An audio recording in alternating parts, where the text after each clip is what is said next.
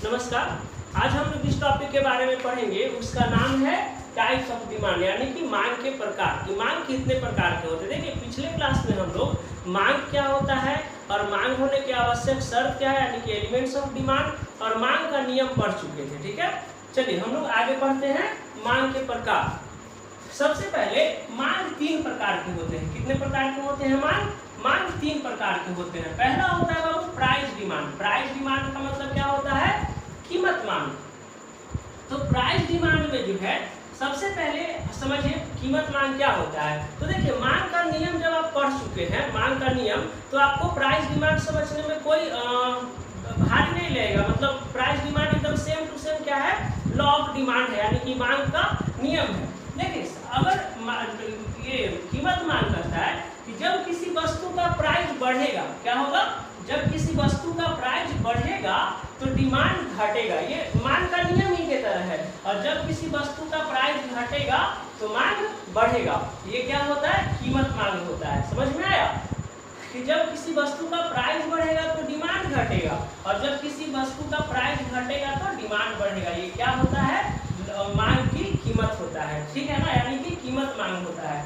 देखिए इसको ऐसे समझिए कि जब क्वांटिटी जब की वस्तु का प्राइस P है, जब वस्तु का प्राइस क्या है, P है, तो जो कंज्यूमर है, जो उपभोक्ता है, वो Q डिमांड को परचेज कर रहा है। यहाँ देखिए, ठीक है, जैसे ही प्राइस क्या हो गया, घट गया। समझ में आया, P से P1 हो गया, P से क्या हो गया, P1 हो गया। प्राइस घट गया, देखिए एरो का साइन दिया घटने का, तो प्राइस घट गया तो क्या हो गया बाबू, डिमांड बढ़ गया। समझ में आया। उसी तरह से जब किसी वस्तु का प्राइस क्या हो जाएगा, बढ़ जाएगा। प्राइस P से P2 हो गया, ठीक है, प्राइस बढ़ गया तो डिमांड क्या हो जाएगा, घट जाएगा। यानी किससे किसकी क्या देखने को मिल रहा है कि प्राइस घटेगा तो डिमांड बढ़ेगा। ठीक है, और प्राइस घटेगा तो डिमांड बढ़ेगा। और सॉरी यहाँ है कि प्राइस घटेगा तो डिमांड बढ़ेगा और प्राइस बढ़ेगा तो डिमांड घटेगा। यानी कि मांग और कीमत में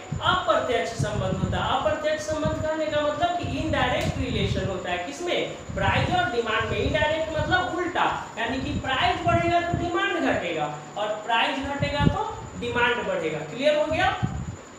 चलिए नेक्स्ट हम लोग पढ़ते हैं इनकम डिमांड। इनकम डिमांड कहने का मतलब कि आय मांग। आय मांग में क्या होता है, देखिए आय मांग इनकम पे डिपेंड करता है। इनकम मतलब आय। आय मांग कहने का मतलब ये है कि वो आय पे डिपेंड करेगा। देखिए आय बढ़ता है तो इनकम बढ़ता है तो मांग बढ़ता है, इनकम घटता है तो मांग घटता है ना। जिसके पास ज्यादा इनकम रहेगा वो ज्यादा डिमांड करेगा, जिसके पास कम इनकम रहेगा कम डिमांड करेगा। ठीक है, तो देखिए इनकम डिमांड जो है दो प्रकार के गुड्स पे अप्लाई होता है। ठीक है, दो प्रकार के सामान पे लागू होता है। पहला होता है सुपीरियर गुड्स, यानी कि बढ़िया वस्तु, और सेकंड होता है इंफीरियर गुड्स, यानी कि घटिया वस्तु। पहले इसको समझते हैं, बढ़िया वस्तु वाले को समझते हैं। देखिए बढ़िया वस्तु पहले समझ लीजिए क्या होता है, और घटिया वस्तु पहले समझ लीजिए क्या होता है।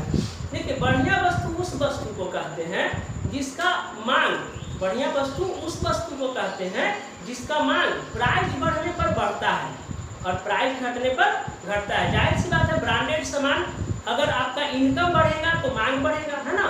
बढ़िया वस्तु किसको कहा जाता है, इनकम बढ़ने पर जिसका मांग बढ़ता हो, और इनकम घटने पर जिसका मांग घटता हो, उसको हम लोग क्या कहते हैं, बढ़िया वस्तु कहते हैं। ठीक है, अब ब्रांडेड सामान, जब इनकम ज्यादा रहेगा तो ब्रांडेड सामान ज्यादा खरीदिएगा, इनकम कम हो जाएगा तो ब्रांडेड सामान कम खरीदिएगा। समझ में आया।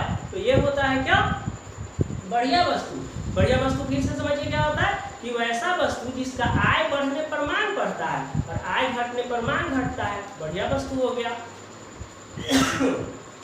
है ना, वही ना आप इंडिकेट किए हैं कि इनकम बढ़ेगा तो डिमांड बढ़ेगा और इनकम घटेगा तो डिमांड घटेगा। हो गया जी बढ़िया वस्तु का डेफिनेशन। इसको ग्राफ में समझिए। देखिए जब इंसान का, जब व्यक्ति का इनकम आई है, इधर क्या है, ये आय है ना।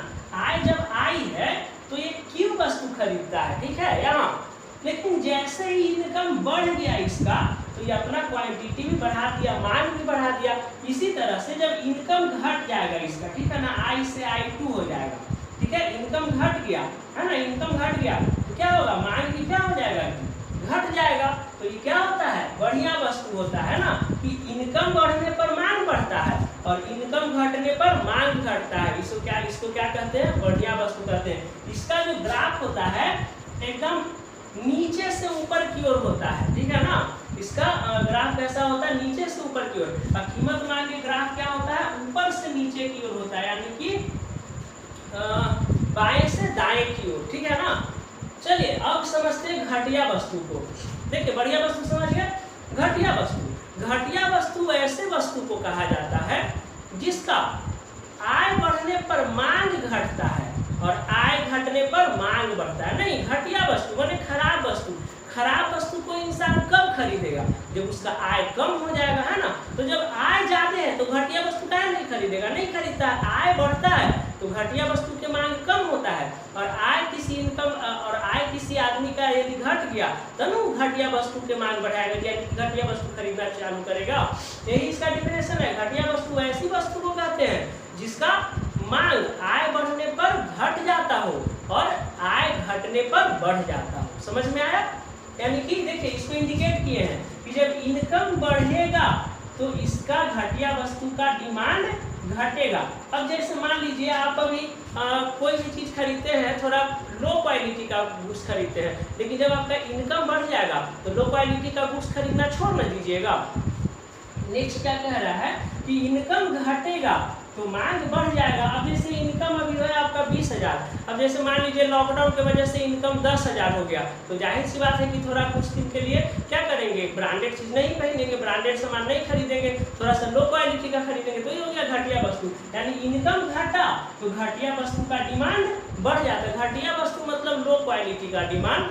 चलिए इसका जो ग्राफ होता है वही अप्रत्यक्ष संबंध को दिखाता है, माने उल्टा नहीं। देखिए एक बढ़ रहा है तो दूसरा का घट रहा है, ये घट रहा है तो दूसरा का बढ़ रहा है। नहीं, इसको अच्छा से कर लीजिए, घट रहा है तो ये इनकम घट रहा है तो डिमांड बढ़ रहा है, यानी अप्रत्यक्ष संबंध। तो इसको ऐसे समझिए, यदि इनकम आई है तो घटिया वस्तु क्यों खरीदा रहा है, इनकम घट गया जी तो घटिया वस्तु हम लोग क्या कर लिए, ज्यादा खरीदने लगे ना। इनकम घट गया तो घटिया वस्तु ज्यादा खरीदने लगे। उसी तरह से यदि इनकम बढ़ जाएगा, है ना, इनकम क्या है I2 हो जाएगा, इनकम बढ़ गया। देखिए यहाँ इनकम बढ़ गया, है ना, इनकम क्या हो गया, बढ़ गया, तो क्या हो जाएगा, इनकम बढ़ जाएगा तो मांग घट जाएगा। समझ में आया। तो ये होता है घटिया वस्तु, इंफीरियर गुड्स। इसका जो ग्राफ होता है भी अब इसके अप्रत्यक्ष संबंध को दिखाता है। अप्रत्यक्ष संबंध जो भी दिखाएगा उसका ग्राफ ऊपर से नीचे की ओर आएगा। समझ में आया। इसको एरो दे देंगे, ऐसे ऊपर से नीचे की ओर आ रहा है। चलिए अब हम लोग थोड़ा सा तिरछी मांग को समझते हैं, ठीक है। ये क्लियर हो गया तो आप लोग इसको एक स्क्रीनशॉट ले लीजिए, ठीक है, ठीक है। अब हम लोग तिरछी मांग को समझेंगे। तिरछी मांग यानी कि क्रॉस डिमांड क्या होता है।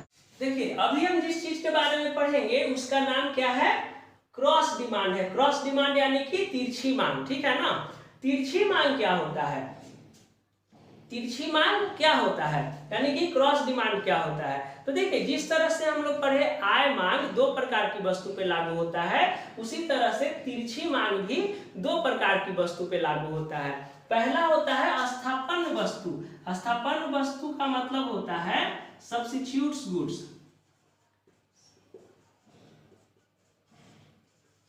सब्स्टिट्यूट गुड्स यानी सब्स्टिट्यूट गुड्स मतलब क्या होता है, स्थापन वस्तु होता है। तो स्थापन वस्तु कहते किसको है, तो देखिए वैसा वस्तु जिसके पास क्षमता हो किसी दूसरे वस्तु के जरूरत को पूरा करने का। समझ में आया कि स्थापन वस्तु ऐसा वस्तु होता है जिसके पास किसी दूसरे वस्तु के जरूरत को पूरा करने का क्षमता होता है, उसको हम लोग क्या कहते हैं, स्थापन वस्तु कहते हैं। यानी कि जो दूसरे वस्तु के जरूरत को पूरा करते हैं। जैसे हम लोग यहाँ लिखे टी एंड कॉफी। जैसे मान लीजिए कि आपके यहाँ गेस्ट है, ठीक है, आपके यहाँ चाय पत्ती खत्म हो गया, टी खत्म हो गया, तो अगर आपके किचन में अगर कॉफी है तो गेस्ट को हम लोग कॉफी पिलाएंगे, तो कॉफी जो है टी के जरूरत को पूरा किया ना जी, तो इसको कहेंगे अस्थापन वस्तु, ये दोनों को, ठीक है। ठंडा के दिन में अगर कोई गेस्ट आए, देखिए ठंडा के दिन में ज्यादा लोग कॉफी यूज करते हैं, तो ठीक है कॉफी खत्म है, तो कॉफी खत्म है, अगर आपके किचन में टी भी है तो कॉफी ना पिला के उनको हम टी पिलाएंगे, ठीक है ना। तो ये दोनों क्या हो गया, अस्थापन वस्तु, यानी कि एक दूसरे को जरूरत को पूरा कर दिया। उसी तरह से क्या होता है, शूज एंड स्लीपर, तो देखिए शूज एंड स्लीपर यानी कि जूता है, ठीक है ना, और चप्पल है। तो जैसे मार्केट जाना है, अगर मेरा शूज जो है नहीं मिल रहा है, कहीं रख दिए नहीं मिल रहा है, ठीक है ना, होता है ना कभी मम्मी फर्श वगैरह पोंछती है तो शूज को हटा के कहीं रख देगी, अब हमको जाना है तुरंत, मम्मी काम कर रही है, हमको मिल नहीं रहा है, ठीक है, तो क्या करेंगे, शूज नहीं है तो स्लीपरे पहन के निकल जाते हैं मार्केट, तो स्लीपर है ना, शूज के जरूरत को पूरा कर दिया। कहीं बाहर जाना है, स्लीपर नहीं मिल रहा है, तो स्लीपर नहीं मिल रहा है तो क्या करता बच्चा, अपना जूता पहन लिया, नीचे एकदम आराम से कंफर्टेबल वे में चल गया, ठीक है। तो ये हो गया एक दूसरे के जरूरत को पूरा करता है, इसलिए इसको क्या कहते हैं, अस्थापन वस्तु कहते हैं। देखिए इसका जो ग्राफ होता है, ठीक है ना, जैसे इधर देखिए प्राइस और इधर डिमांड, तो एक का प्राइस बढ़ेगा तो दूसरा का डिमांड भी बढ़ेगा, और एक का प्राइस घटेगा तो दूसरा का डिमांड घटेगा, यानी कि सब्स्टिट्यूट गुड्स का जो ग्राफ होता है, ठीक है ना, वो डायरेक्ट रिलेशनशिप होता है। डायरेक्ट रिलेशन माने प्रत्यक्ष, एक बढ़ेगा तो दूसर को बढ़ेगा, एक घटेगा तो दूसर को घटेगा, ठीक है। इसका ग्राफ देख लीजिए, ऐसे बनेगा, यहाँ नहीं यहाँ बना देते हैं, ठीक है, ठीक है, जैसे यहाँ टी है, टी का प्राइस है टी, और यहाँ कॉफी का प्राइस है, ठीक है। तो जब टी इतना लोग खरीद रहा है तब कॉफी का डिमांड ये है, अब टी का क्या हो गया, यहाँ लिख देते हैं प्राइस ऑफ टी, ठीक है, प्राइस ऑफ टी। अब यहाँ जो है टी का कॉस्ट बढ़ गया, टी का कॉस्ट क्या हो गया, बढ़ गया, टी का कॉस्ट बढ़ गया, तो टी का कॉस्ट जब बढ़ जाएगा तो लोग सोचेगा क्या कि जब इतना पैसा में जब टी ही मिल रहा है, इतना महंगा जब टी ही मिल रहा है, तो थोड़ा सा और पैसा लगा के हम बढ़िया क्वालिटी क्यों नहीं कॉफी यूज करें, ठीक है। तो जब टी का प्राइस बढ़ जाएगा तो कॉफी का क्या हो जाएगा, डिमांड भी बढ़ जाएगा, यानी कि ये दोनों का जो रिलेशन है क्या होगा, प्रत्यक्ष रिलेशन है। इसका ग्राफ नीचे से ऊपर की ओर जाता है, नहीं नीचे से ऊपर की ओर जाता है। चलिए ये तो हो गया स्थापन वस्तु के बाद। अब हम लोग करेंगे इसका दूसरा क्या होता है, दूसरा होता है पूरक वस्तु। पूरक वस्तु, पूरक वस्तु को कहा जाता है कॉम्प्लीमेंट्री गुड्स। क्या कहा जाता है, कॉम्प्लीमेंट्री गुड्स।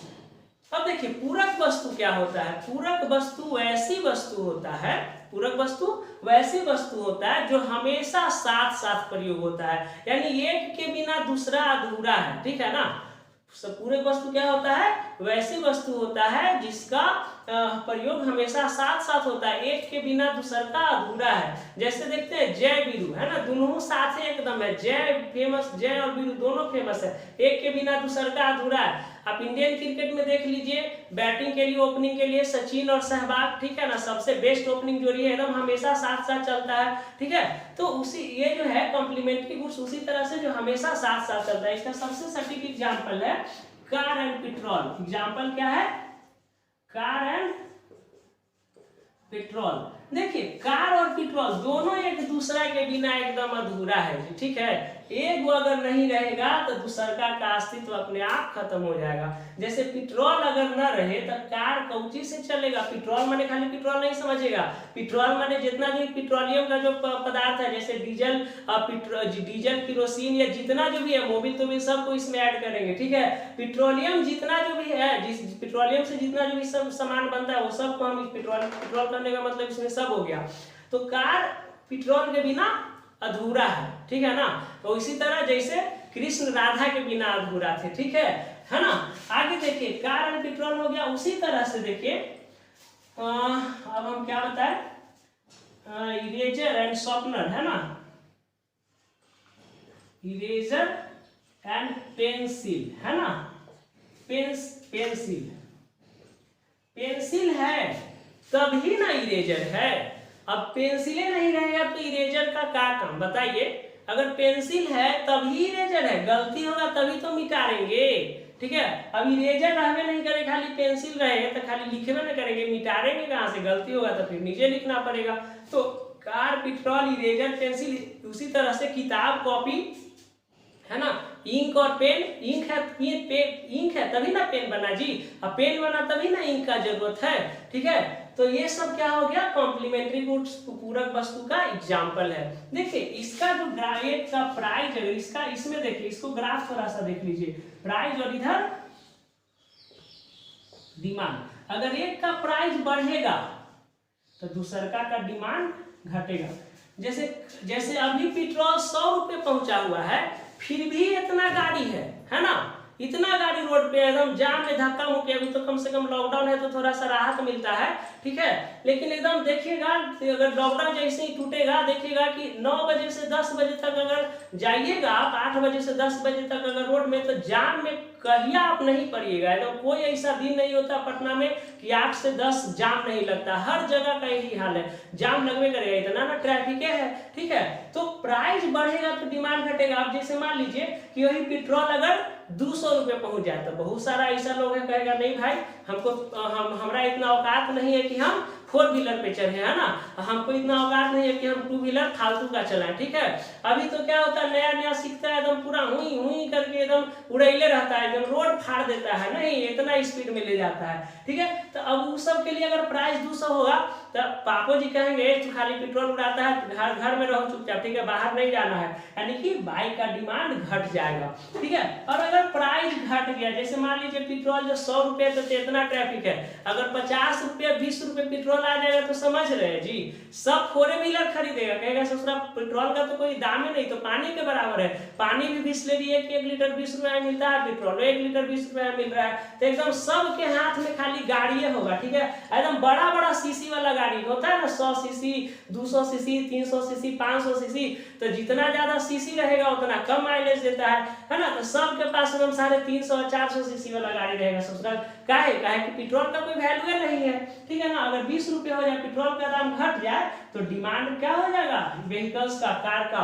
बढ़ जाएगा। समझ में आया। चलिए इसका जो ग्राफ है इसको ऐसे समझिए, इधर पेट्रोल हो गया, पेट्रोल का प्राइस हो गया, इधर कार का डिमांड हो गया, कार का डिमांड हो गया। तो प्राइस जब यहाँ है तो इसका पेट्रोल प्राइस, जब पेट्रोल का यहाँ है तो कार का डिमांड यहाँ। अगर पेट्रोल का प्राइस घट जाएगा तो कार का जो डिमांड है वो क्या हो जाएगा, बढ़ जाएगा। सिंपल सा लॉजिक है। अगर पेट्रोल प्राइस बढ़ जाएगा, ठीक है, पेट्रोल का प्राइस बढ़ जाएगा तो कार का डिमांड घट जाएगा, ठीक है। तो ये हो गया आपका पूरक वस्तु। आई होप कि आप मांग के जो प्रकार है, 3 मेन प्रकार बताए, उसको पूरा समझ गए होंगे। जय हिंद।